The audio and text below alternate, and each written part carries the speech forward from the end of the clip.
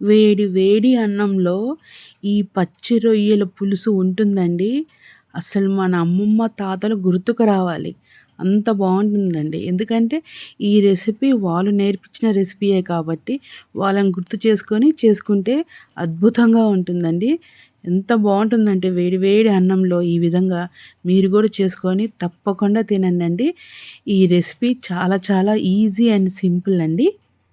Video click చేసినందుకు ధన్యవాదములు. ఈరోజు నేను చాలా చాలా సింపుల్‌గా, ఫాస్ట్‌గా రెడీ అయిపోయే అమ్మమ్మ చేసే అమ్మమ్మ ఏంటండి అమ్మమ్మ కానీ, నానమ్మ కానీ పాతకాలంలో పెద్దవాళ్ళు చేసే ఒక సింపుల్ రెసిపీ అండి. అదే రొయ్యల పులుసండి. పచ్చి రొయ్యల పులుసండి. ఫస్ట్ రొయ్యల్ని బాగా శుభ్రం చేసేసుకోవాలండి. శుభ్రపరచుకున్న రొయ్యల్లో కల్లుప్పు వేసుకోవాలండి. కల్లుప్పు వేసుకున్న తర్వాత ఉప్పు, కారం, పసుపు వేసుకోవాలండి. ఉప్పు, కారం, పసుపు వేసుకున్న తర్వాత గరం మసాలా వేసుకోవాలండి. అంటే నేనిక్కడ చికెన్ మసాలా వేస్తున్నాను. మీ ఇష్ట ప్రకారంగా మీరు ఎటువంటి గరం మసాలా అయినా సరే వేసుకోవచ్చండి. చికెన్ మసాలా వేసుకున్న తర్వాత వీటిని బాగా మిక్స్ చేసుకోవాలండి.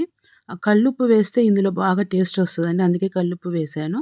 తర్వాత దానికి సరిపడా అల్లం వెల్లుల్లి పేస్ట్ వేసుకొని దాంట్లో పచ్చి కరివేపాకు వేసుకోవాలండి తగినంత. ఎవరిష్టం వాళ్ళు కొంతమంది చాలా ఎక్కువగా గూడా వేసుకుంటారు. ఆ ఫ్లేవర్ ఇష్టపడతారు కాబట్టి కరివేపాకు వేసుకున్న తర్వాత పచ్చిమిర్చి అండి ఒక 4, 5 పచ్చిమిర్చిని చిన్న చిన్న ముక్కలుగా విరిచేసి వేసుకుంటారండి. తర్వాత టమాటా ముక్కలు, ఉల్లిపాయ ముక్కలు కట్ చేసుకున్నవి వేసుకోవాలండి.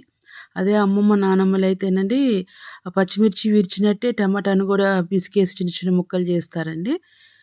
ఆ టేస్ట్ వస్తదని చెప్పేసి ఇవి అన్నీ వేసుకున్న తర్వాత తగినంత ఆయిల్ వేసుకోవాలండి. ఆయిల్ వేసుకొని బాగా మనం అదంతా మిక్స్ అయ్యే వరకు వేసుకోవాలండి. వేసుకొని మనం తర్వాత దాన్ని అలా మిక్స్ చేసుకున్న తర్వాత జస్ట్ ఒక 5 మినిట్స్, 10 మినిట్స్ వరకు అలా ఉంచేసి తర్వాత స్టవ్ ఆన్ చేసుకున్న తర్వాత స్టవ్ మీద పెట్టుకోవాలండి ఈ మూకుడిని. మూకుడంటే ఇది కుండండి. కుండలో వండుతున్నామండి. పాతకాలంలో అమ్మమ్మ, నానమ్మలు కుండలోనే వండేవాళ్ళు కదండీ! అలా వండిన తర్వాత కుండలోనే వండితే గూడా ఈ టైప్ ఆఫ్ కర్రీకి టేస్ట్ వస్తదండి డిఫరెంట్ ఫ్లేవర్ తోటి. మనం అలాగే పెట్టేసుకొని తర్వాత మనం వేసిన పదార్థంలో ఉన్న అటువంటి అంత వాటర్ బయటికి రావాలండి.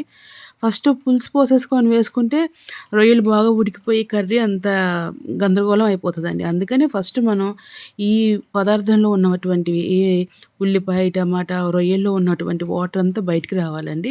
75% వరకు.